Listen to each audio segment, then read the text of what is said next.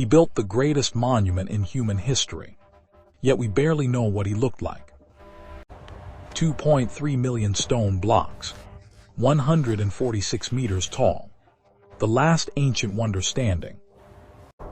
For over 4,500 years, this pyramid has dominated the Giza plateau, but the man who built it, he remains a ghost. No tomb, no mummy, almost no image, until now. This is Khufu.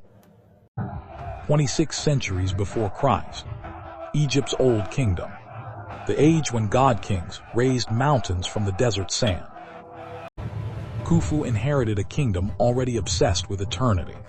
His father Snefru built 3 pyramids. Khufu wanted just one. One perfect pyramid, one eternal statement. But while his monument survived millennia, Khufu himself vanished from history. His tomb was robbed in antiquity, his mortuary temple destroyed. 50 statues that once stood there, gone, all except one. 1903. British archaeologist Flinders Petrie digs at Abydos, far from Giza. He finds something impossible, something tiny. An ivory figurine, 7.5 centimeters tall, the size of your thumb, the only face of Khufu.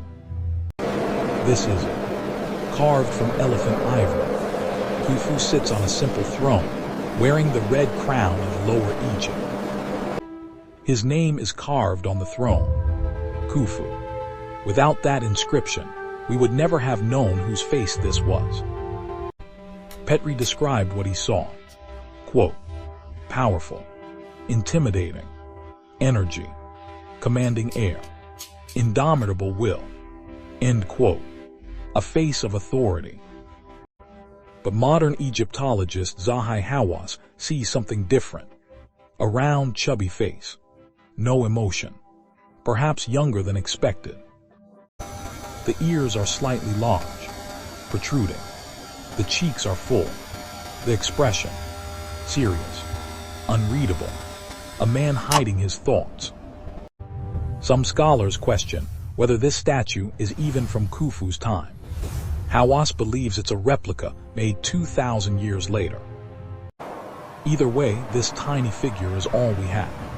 The builder of the world's greatest monument, reduced to a thumbnail. But there may be more evidence. In Brooklyn and Munich, 2 mysterious stone heads wait. Could they also be Khufu? Both show similar features. Plump faces, broad noses, small features, the same dynasty, but no inscriptions confirm their identity. Khufu's mummy has never been found, so we cannot extract his DNA. But science offers another path. His contemporaries. 2025. Scientists sequenced the complete genome of an Old Kingdom Egyptian, a man who lived in Khufu's exact era.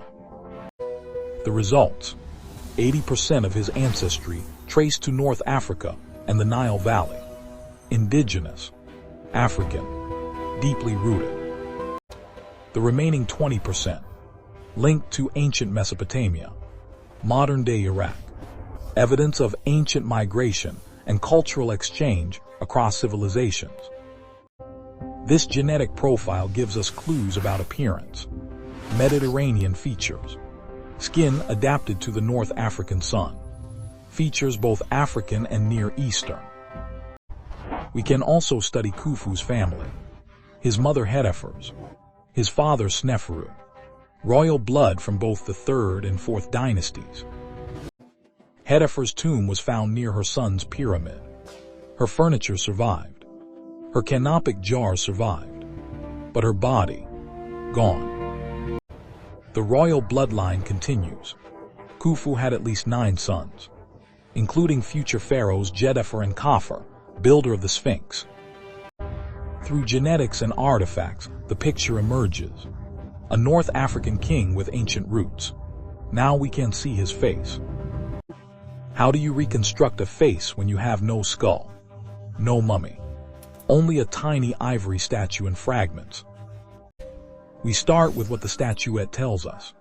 Round face, full cheeks, broad nose, slightly protruding ears, serious expression. The Brooklyn head adds more detail. Plump features, small eyes, a face that suggests the actual appearance, not an idealized god. Genetic data suggests skin tone, medium brown, adapted to the Egyptian sun over thousands of years of Nile Valley ancestry.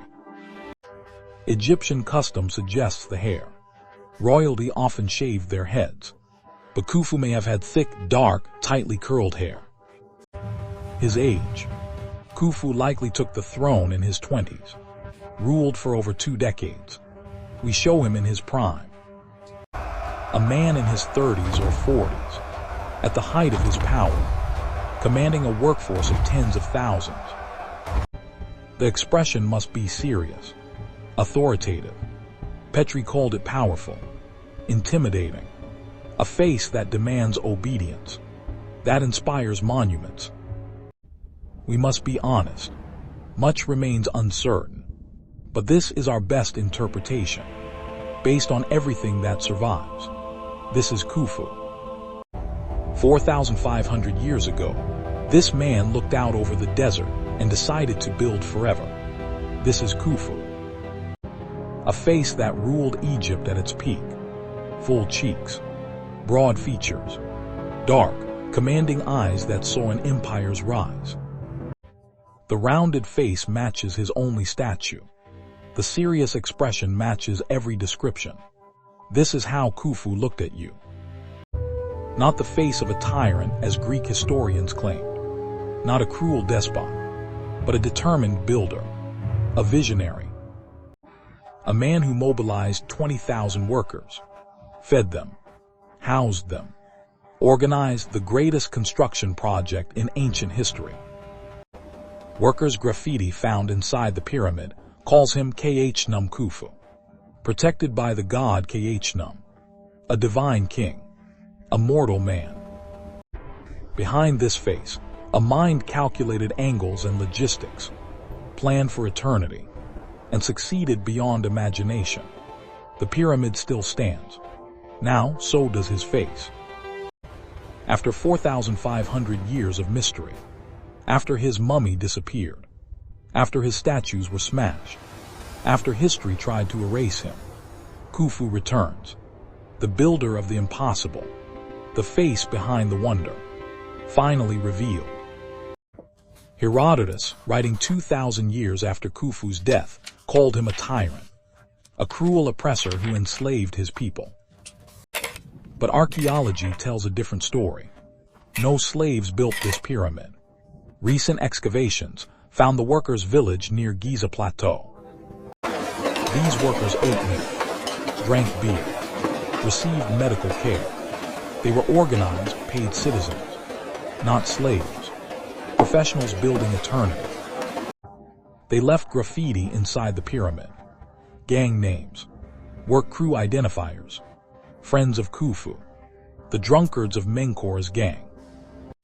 Some workers were buried near the pyramid, an honor reserved for those who served the king, their proximity a privilege. Khufu's legacy extends far beyond Giza. He may have commissioned the Great Sphinx. Recent evidence points to his reign. 2 massive wooden ships were buried beside his pyramid. The Khufu ships, perfectly preserved for 4,500 years. These ships were meant to carry him through eternity, across the heavenly Nile, accompanying the sun god Ra on his daily journey. For centuries after his death, Egyptians worshipped Khufu as a god. His cult survived until the Roman period, 2,000 years of veneration. The Westcar Papyrus tells stories about him, a king seeking magicians, a ruler obsessed with the future of his dynasty. His sons continued his legacy. Jedefer, Khafre, Menkaur, each built their own pyramids, but none matched their father's ambition. Where is Khufu's body now? His tomb was likely robbed in antiquity, the mummy destroyed or hidden. perhaps waiting to be found. In 2025, scientists discovered a hidden chamber inside the Great Pyramid using cosmic ray imaging. The search continues.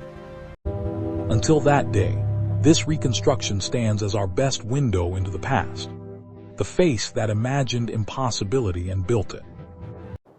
A face that deserves to be remembered, not as a tyrant, but as perhaps the greatest builder humanity has ever produced. The Great Pyramid has stood for 46 centuries.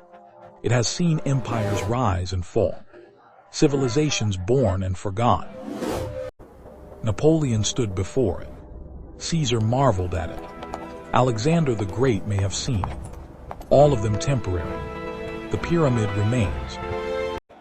Today, millions of tourists climb its base, take selfies, marvel at the precision, the math, the sheer audacity of the achievement. But how many know the face behind it? How many can picture the man who made it happen? Now you do. You have seen Khufu, the king, the builder, the face that changed the world forever. At Faces of Time, we use science, history, and technology to bring the past back to life, to make ancestors visible. If you want to see more faces from history revealed, subscribe, hit the notification bell, share this video with fellow history lovers.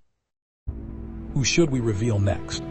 Nefertiti, Tutankhamun, Cleopatra? Tell us in the comments below. History awaits. From the sands of Egypt, where the Great Pyramid still points toward the stars, the face of Khufu emerges after 4.5 millennia. He built for eternity, and now eternity has returned the favor. He is remembered,